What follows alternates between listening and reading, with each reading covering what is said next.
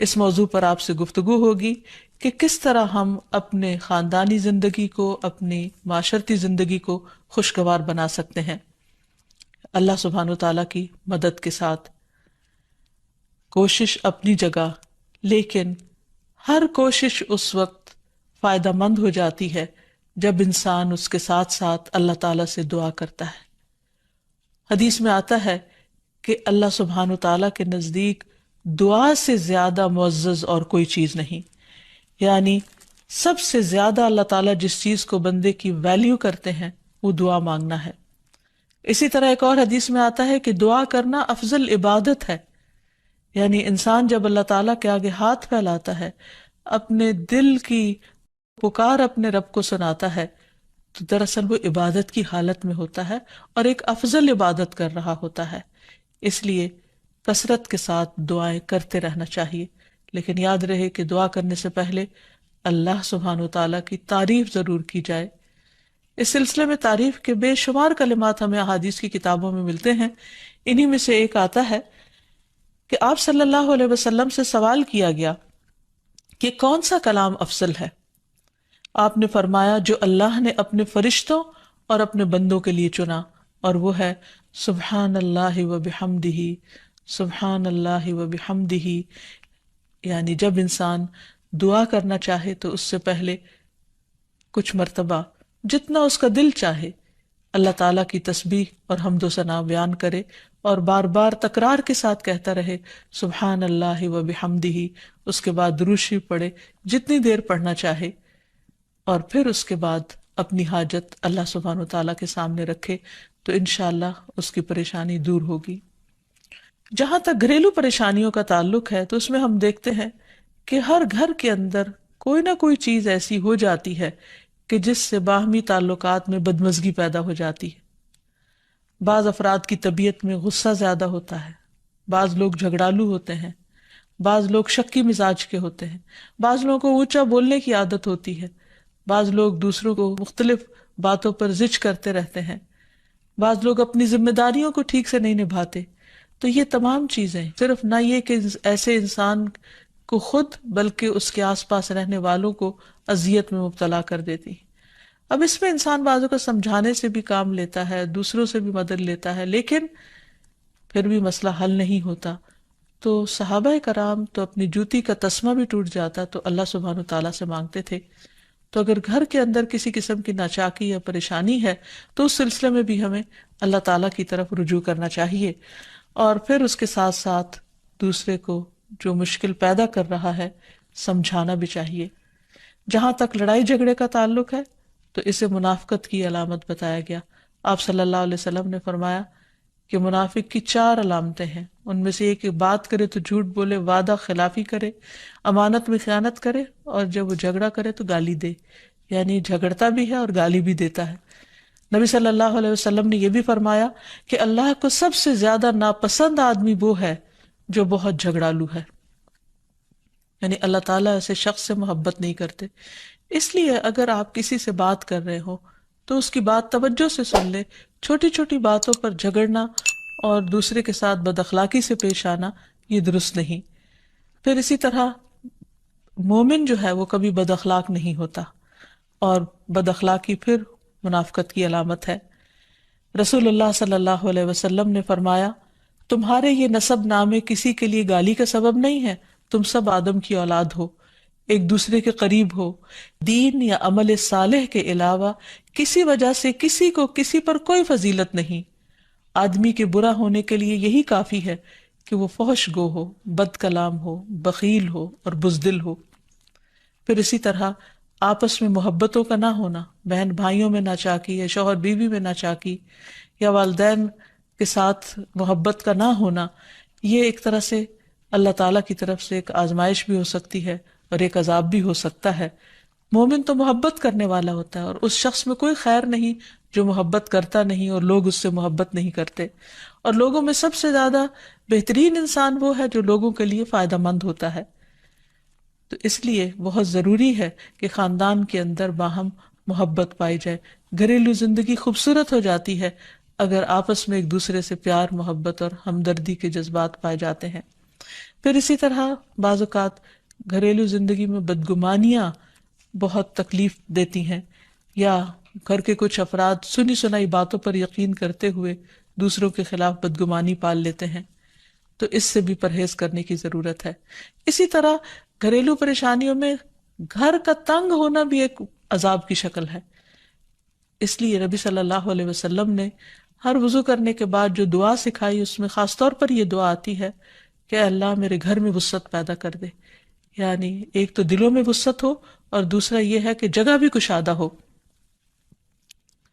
رسول اللہ صلی اللہ علیہ وسلم نے فرمایا 3 چیزیں بدبختی میں سے ہیں: عورت جب تو اسے دیکھے تو وہ تجھ کو بری لگے اور وہ تجھ پر اپنی زبان چلائے، اور اگر تو اس سے غائب ہو تو وہ اپنے نفس کی اور تیرے مال کی حفاظت نہ کرے۔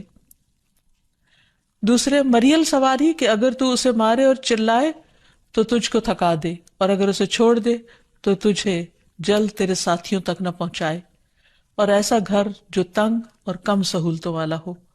تو اس لیے اگر انسان ایسی کسی تکلیف میں مبتلا ہے تو اس کا حل بھی یہی ہے کہ کوشش کے ساتھ ساتھ انسان دعا کرے۔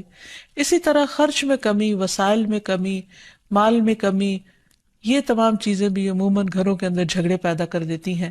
کھانے پینے کی قلت، بنیادی ضروریات کا پورا نہ ہونا، تو ایسی صورت میں بھی انسان اللہ تعالیٰ کی طرف رجوع کرے، اور اس کے لیے ساتھ ہی کوشش بھی ضروری ہے۔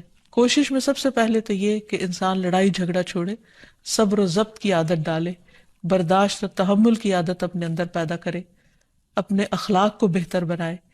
ایک حدیث کے مطابق اللہ سبحانہ و تعالیٰ جب کسی گھرانے پر خیر و برکت نازل فرمانا چاہتے ہیں تو اس گھر والوں کے اندر نرمی پیدا کر دیتے ہیں۔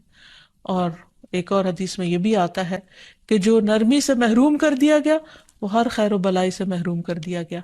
تو اس لیے گھر کے ہر فرد کو اپنے اپنے رویے پر غور کرتے ہوئے اپنے اخلاق کی اصلاح کرنے کی ضرورت ہے، اور دوسروں سے توقعات زیادہ رکھنے کی بجائے اپنا طرز عمل اچھا کرنے کی ضرورت ہے۔ اور گھر والوں کے ساتھ بہترین ہونا نبی صلی اللہ علیہ وسلم کی سنت ہے۔ آپ نے فرمایا تم میں سے بہتر وہ ہے جو اپنے گھر والوں کے لیے بہتر ہو، اور میں تم سب کی نسبت اپنے گھر والوں کے حق میں اچھا ہوں۔ یعنی آپ نے اپنی مثال دی کہ میں سب سے اچھا سلوک اپنے گھر والوں سے کرتا ہوں، تو تمہیں بھی اگر اچھا بننا ہے تو ایسا ہی کرنا ہوگا۔ پھر اسی طرح گھر والوں کو زیادہ سے زیادہ فائدہ پہنچانا۔ حسن بصری سے مروی ہے کہ اللہ تعالیٰ کے نزدیک پسندیدہ بندے وہ ہیں جو اپنے اہل و عیال کو سب سے زیادہ نفع دینے والے ہیں۔ پھر اسی طرح پیار و محبت سے رہنا۔ اگر لڑائی جھگڑا ہو بھی جائے یا کوئی غلط فہمی پیدا بھی ہو جائے تو اس وقت خاموشی اختیار کر لینا، مناسب وقت کا انتظار کر کے اس غلط فہمی کو دور کرنا ضروری ہے۔ پھر اسی طرح اللہ سبحانہ و تعالیٰ نے گھریلو زندگی کو خوشگوار بنانے کے لیے جو بہترین ہدایت ہمیں قرآن مجید میں دی ہے وہ ہے عفو و درگزر سے کام لینا۔ اللہ تعالیٰ فرماتے ہیں یا ایہا الذین آمنوا ان من ازواجکم و اولادکم عدوا لکم فاحذروہم وَإِن تَعْفُوا وَتَصْفَحُوا وَتَغْفِرُوا فَإِنَّ اللَّهَ غَفُورٌ رَّحِيمٌ إِنَّمَا أَمْوَالُكُمْ وَأَوْلَادُكُمْ فِتْنَةٌ وَاللَّهُ عِندَهُ أَجْرٌ عَظِيمٌ۔ اے لوگو جو ایمان لائے ہو، بے شک تمہاری بیویوں اور تمہارے بچوں میں سے بعض تمہارے دشمن ہیں، سو ان سے ہوشیار رہو، اور اگر تم معاف کرو اور درگزر کرو اور بخش دو تو بے شک اللہ بے حد بخشنے والا، نہایت رحم فرمانے والا ہے۔ تمہارے مال اور تمہاری اولاد تو محض ایک آزمائش ہے، اور جو اللہ ہے اسی کے پاس بہت بڑا اجر ہے۔ یعنی انسان کو بعض اوقات اپنی ہی بیوی یا بیوی کو اپنے ہی شوہر سے، اور بعض اوقات اپنے ہی بچوں سے یا اپنے ہی والدین سے دشمنی کا اندیشہ ہو سکتا ہے، اور وہ ایک دوسرے کے لیے مصیبت اور بلا ہو سکتے ہیں۔ لیکن ایسی صورت میں بھی انسان کا گزارا نہیں ہو سکتا جب تک ایک دوسرے کو معاف نہ کرے. زندگی کی گاڑی نہیں چل سکتی جب تک انسان دوسروں کے قصور اور غلطیاں ان سے درگزر نہ کرے، کیونکہ ہر انسان کبھی غصے کی وجہ سے، کبھی جہالت کی وجہ سے، کبھی جلد بازی کی وجہ سے، کبھی لوگوں کے اکسانے پر اپنے پیاروں کے ساتھ زیادتیاں کر جاتا ہے. تو ایسی صورت میں انسان اگر چاہتا ہے کہ اس کی زندگی خوشگوار ہو تو اسے معاف کرتے رہنا چاہیے. نبی صلی اللہ علیہ وسلم کے اخلاق کے بارے میں جب پوچھا گیا تو حضرت عائشہ کہتی ہیں کہ آپ طعن و تشنیع کرنے والے نہ تھے، یعنی طعنے نہیں دیتے تھے، یعنی اگر کسی سے غلطی ہو جاتی تو اسے بار بار یاد نہیں کراتے تھے، فحش کام نہیں کرتے تھے، بازاروں میں چیخنے والے اور برائی کا بدلہ برائی سے دینے والے نہ تھے، بلکہ معاف کرنے والے اور درگزر کرنے والے تھے. اور حقیقت یہ ہے کہ جو جس کے جتنا قریب ہوتا ہے، جیسے گھر والے ہیں، اس کی غلطیاں اور اس کی کمزوریاں زیادہ سامنے آتی ہیں اور پھر وہ ریپیٹڈلی سامنے آتی ہیں، بار بار سامنے آتی ہیں. تو ایسی صورت میں معاف کرنا بھی مشکل لگتا ہے، لیکن پھر بھی معاف کیے بغیر گزارا نہیں. پھر اسی طرح یہ ہے کہ انسان اگر ہمیشہ دوسروں کا حق ادا کرنے کی فکر کرے تو اس سے بھی بہت سے جھگڑے ختم ہو جاتے ہیں. شوہر اگر بیوی کو حق دینے والا ہو، بیوی خوشی سے شوہر کا حق دینے والی ہو، بہن بھائی ایک دوسرے کے اوپر قربانی کرنے والے ہوں، ایثار کرنے والے ہوں، تو ایسی صورت میں گھر کا ماحول بہت خوشگوار ہو سکتا ہے. عورت کے بارے میں فرمایا نبی صلی اللہ علیہ وسلم نے کہ عورت اس وقت تک ایمان کی حلاوت نہیں پا سکتی جب تک کہ وہ اپنے شوہر کا حق ادا نہیں کرتی. اسی طرح شوہر کے لیے نبی صلی اللہ علیہ وسلم کا یہ اسوہ حسنہ بہترین ہے کہ آپ صلی اللہ علیہ وسلم اپنے گھر ہوتے ہوئے اپنے گھر والوں کے کام کاج میں ہاتھ بٹایا کرتے تھے، ان کی خدمت کیا کرتے تھے. جب نماز کا وقت ہوتا تو فوراً نماز کے لیے تشریف لے جاتے. آپ اپنے چھوٹے چھوٹے کام خود کر لیا کرتے تھے. یعنی اس سے بھی یہ پتہ چلتا ہے کہ خوشگوار گھریلو تعلقات میں دوسرے پر بوجھ نہ بننا ایک بہت اہم نکتہ ہے، کیونکہ اگر ہر انسان اپنی ذمہ داری خود لے لے تو دوسروں کے لیے وہ خوشگوار ہو جاتا ہے. پھر اسی طرح گھر والوں کو اگر کوئی غم، تکلیف یا پریشانی ہو تو اس موقع پر اپنے اختلافات کو بھول کر ان کی مدد کرنا، ان کی کیئر کرنا اور ان کی دلجوئی کرنا، یہ بھی بہت ضروری ہے. اور حتی الوسع گھر کا ماحول خوشگوار رکھنا چاہیے، ایک دوسرے کا احساس کرتے ہوئے اور ایک دوسرے کے کاموں میں عیب نہ نکالتے ہوئے اور ایک دوسرے کو اپریشیٹ کرتے ہوئے، ایک دوسرے کی اچھی خوبیوں کو اور اچھی باتوں کی تعریف کرتے ہوئے، اور اسی طرح بعض اوقات اپنی خواہشات کو پیچھے کرتے ہوئے. کیونکہ اگر ہر انسان یہ چاہے کہ زندگی اس کے مطابق، کیونکہ اگر ہر انسان یہ چاہتا ہو کہ ہر کام گھر میں اس کی مرضی کے مطابق ہو تو یہ ممکن نہیں. بہت سے گھروں میں ساس بہو کا جھگڑا کس بنا پر ہوتا ہے، یا آپس میں قریبی رشتوں کا جھگڑا اور فتنہ فساد کس وجہ سے ہوتا ہے؟ کیونکہ ہر شخص یہ چاہتا ہے کہ گھر کا نظام اس کی مرضی کے مطابق ہو، حالانکہ ایسا ہونا ممکن نہیں. تو اس لیے ہر انسان کو اپنی رائے بھی دینی چاہیے، لیکن دوسروں کی رائے کا بھی احترام کرنا چاہیے. اپنی ضرورت بھی پوری کرنی چاہیے، لیکن اس کے ساتھ ساتھ دوسروں کی ضروریات کا بھی خیال کرنا چاہیے. پھر اسی طرح بہت سے معاملات میں قناعت اختیار کرنی چاہیے، کیونکہ یہ زندگی بذات خود ایک امتحان ہے اور اصل عیش و عشرت کی جگہ جنت ہے، دنیا نہیں، یا دنیا کا گھر نہیں. تو اس لیے ضروری ہے کہ مشکل حالات میں انسان اپنے عزیزوں کا، پیاروں کا، گھر والوں کا ساتھ دے، ان کی مدد کرے. مثلا شوہر کے اگر معاشی حالات تنگ ہیں تو بیوی ناجائز مطالبات نہ کرے. اسی طرح اگر بیوی بیمار ہے تو شوہر اس سے بہت زیادہ گھر کے کام کا مطالبہ نہ کرے.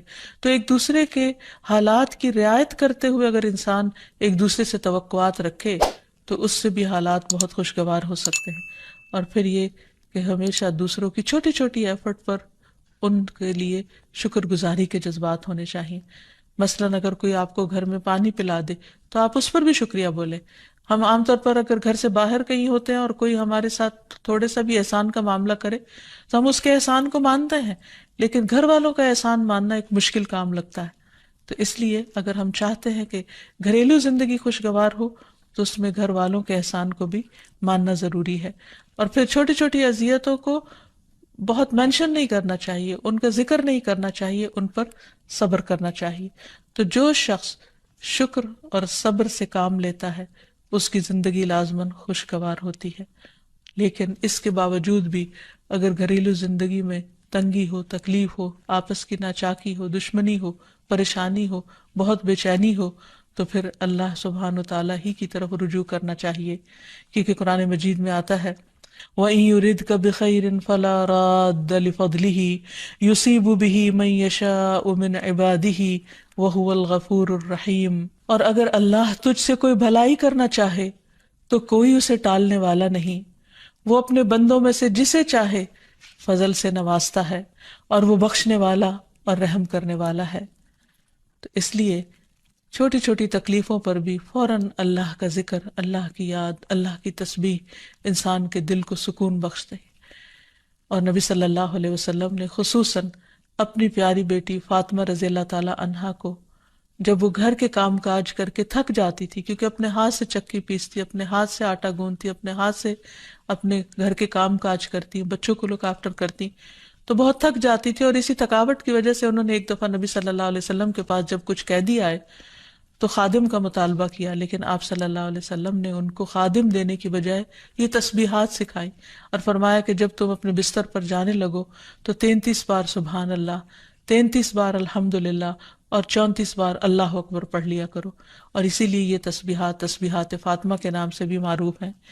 تو رات کو خاص طور پر بستر پر لیٹ کر یہ تسبیحات ضرور پڑھ لینی چاہیے، کیونکہ یہ گھریلو کام کاج کی تھکاوٹ کا بہترین علاج ہے اور خادم کی جگہ کفایت کرنے والی دعائیں ہیں۔ پھر اسی طرح گھر میں وسعت اور کشادگی کی دعا، اللہم اغفر لی ذنبی ووسع لی فی داری وبارک لی فی رزقی، اے اللہ میرے گناہ معاف کر دے، میرے گھر میں وسعت پیدا کر دے اور میرے رزق میں برکت عطا کر دے۔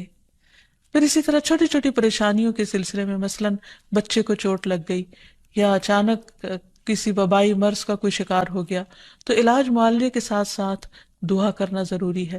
مثلاً گھر والوں میں سے اچانک کسی کو کوئی ایسی بیماری آ گئی، کوئی سٹروک ہو گیا یا ہارٹ اٹیک ہو گیا، تو سارے گھر والے پینک ہو جاتے ہیں۔ ایسی صورت میں پریشانی کا صرف اظہار کرتے رہنے سے اور غمگین رہنے سے مریض کی مدد نہیں کی جا سکتی، تو اس موقع پر اللہ تعالیٰ سے دعا کرنی چاہیے۔ اور ایک بہت خوبصورت دعا جو نبی صلی اللہ علیہ وسلم نے حضرت اسماء بنت